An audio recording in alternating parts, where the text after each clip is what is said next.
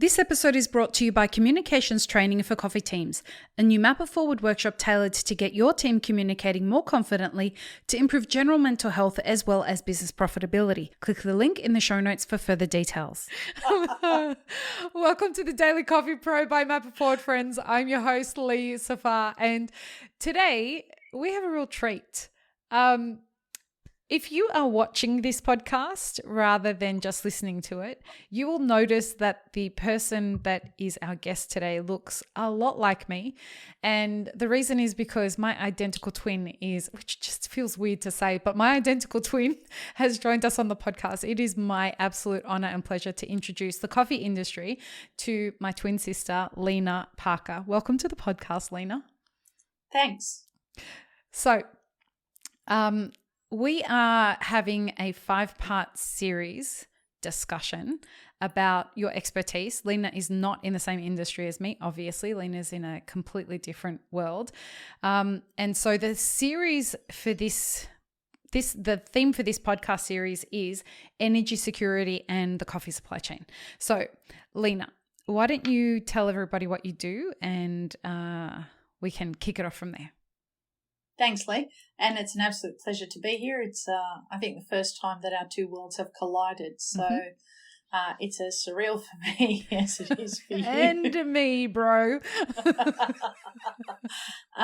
What do I do? So I work with people who are high energy users, and by people I mean large organisations who are high energy users across Australia and New Zealand, to help them manage their supply and demand of electricity by augmenting their estates. And what we mean by augmenting their estates is by changing their infrastructure to help them be more energy efficient, or to help them not rely so much on the grid for their electricity. So you can build assets on your rooftops, on your land, inside your premises, to give you energy. And so when we talk about energy, we mean electricity, gas sources that give you electrons that you can charge your phones, put your lights on, run your processes and systems. And I deal with industrial scale clients.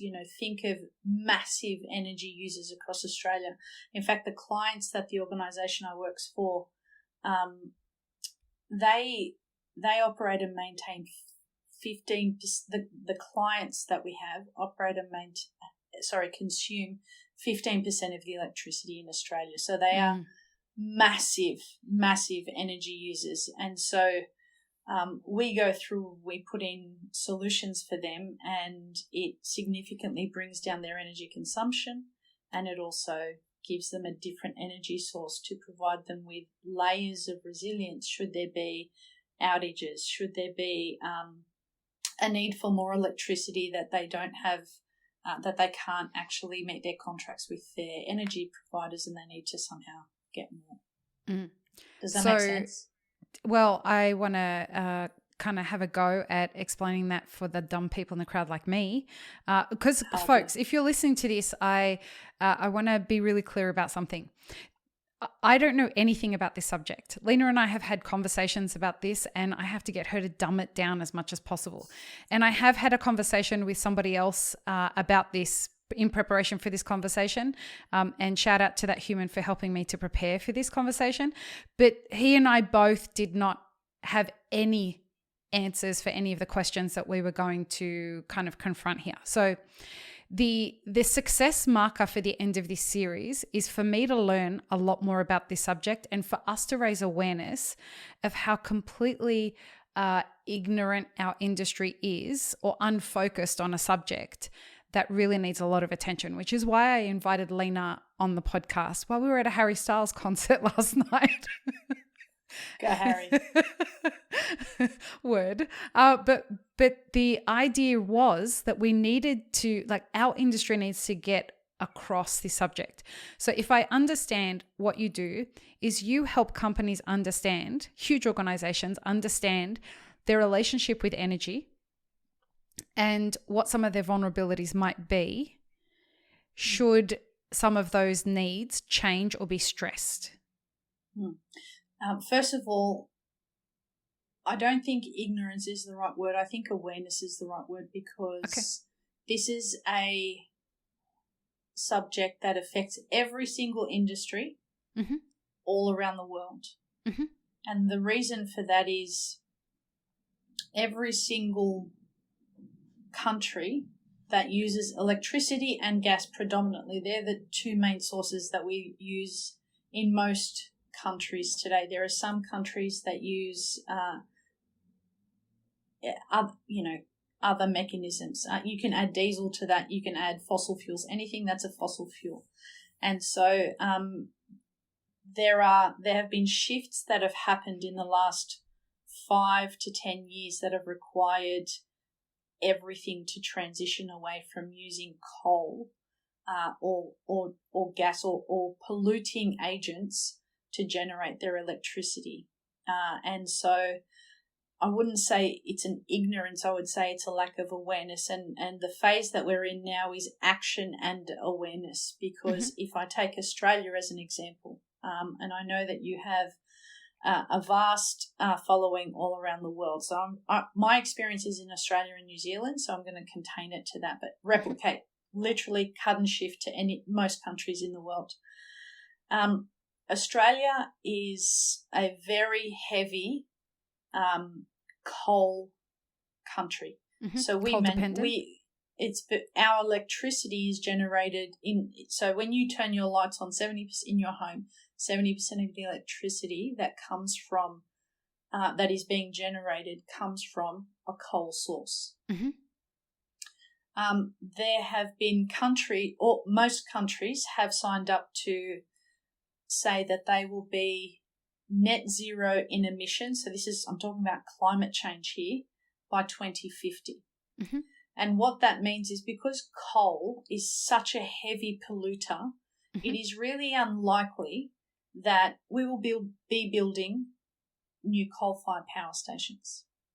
So when the existing coal-fired power stations stop operating, or what we say come to the end of their useful life, which means basically it really costs too much to renew the assets and to operate and maintain them, so you just decommission them or you stop using them, then you have to find something else to backfill that supply into the electricity network.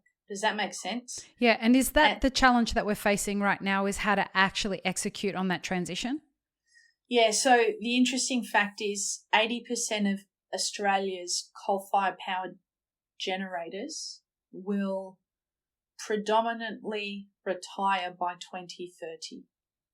Wow, but we've committed to reaching energy targets by 2050. So there's a gap of 20 years there. Well, the point being, there's only 10 years to backfill the supply. Right. Between less than 10 years. It is around 100 months. So it's, what is it, March now? Let's say it's just over 9.5 years for us to backfill that supply. And Australia has great sun and wind real estate, so we can supply a lot of that backfill or fill a lot of that coal-fired power with wind and solar, but that is great when the sun's shining and the wind is blowing. Right. So that's not the whole problem. That's not the whole solution, sorry. You need to find different things to backfill that. And so we call wind and solar intermittent energy. So you can never imagine a situation. If you imagine, we were at Harry Styles last night, right? And so many people were using their phones. Like, there was 85,000 people there, and all of them were using their phones. If they went home at 11 o'clock at night and there was no solar and there was no wind, and their phones will have ran out of battery because they were recording everything and texting their friends and saying how great it was, charge was out. If they had to wait till the morning to recharge their phones when the solar came back and it started blowing wind, that's just a ridiculous scenario. It's quite a small and tiny example, but it is a very personal one for people to internalize. Now take it to an aluminium smelter, right? That has to operate 24/7. And if it doesn't, then there are significant issues there. Or take it to your coffee roasters, right? Who are using their, they're trying to operate through the night. Maybe they're a 24/7 operation and they need to be roasting constantly.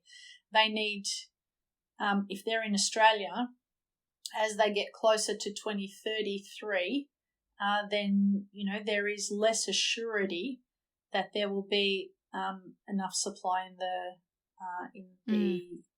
the grid. Now, I'm not being alarmist here or anything like that. What I'm trying to do and what we're trying to do through this conversation is raise awareness so that people can let the people who are working on the grid supply work through that. And that is a significant challenge because you have to have the scope to actually do the build. You have to have the land, you have to have the permits, you have to have the environmental engagement, social engagement, because land, if you're not using it for grazing or for farming or something else, it's being used for something before you put a solar farm on it. So this concept of social license is really important.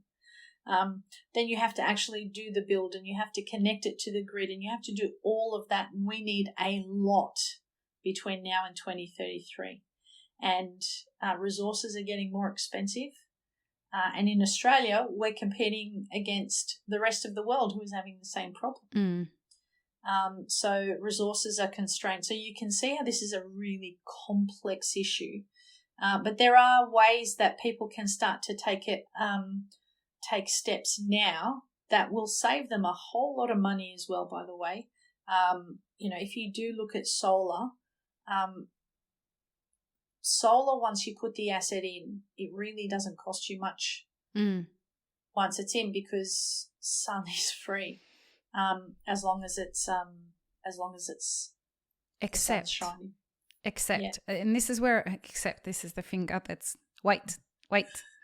So, and this is where we're going to transition to the next episode, right?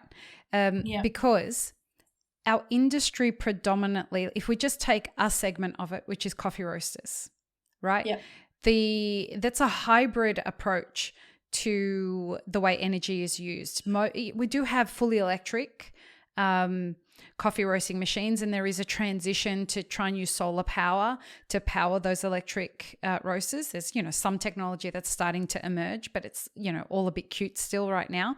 But the majority of roasting machines that are doing any kind of significant volume are using a hybrid model for their energy supply of gas and electricity. And the vast majority of the coffee that's roasted throughout the world uses this system, with no technology coming in the pipelines to actually help that transition happen. So what we're going to do in the next episode is we're going to break down some of the terms around all of this that we haven't talked about, like energy security and net zero and a whole bunch of other stuff, energy transition. We've got a lot that we need to dissect.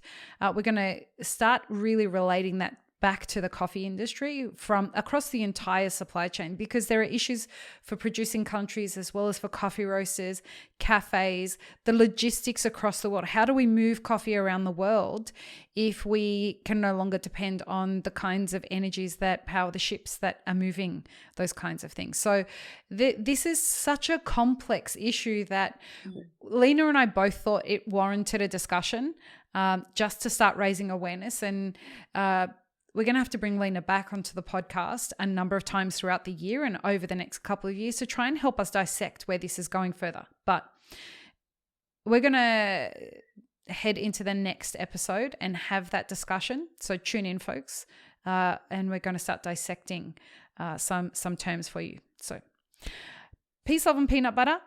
Have an amazing rest of your day. Stay tuned for more. Thanks for tuning in, friends. There are 2 ways you can support this podcast. Firstly, become a paid member of our YouTube channel. Secondly, you can join our Patreon for as little as $3 a month. Don't forget to subscribe and like this video before you leave, and check the show notes for more information. Now, this is what you should check out next.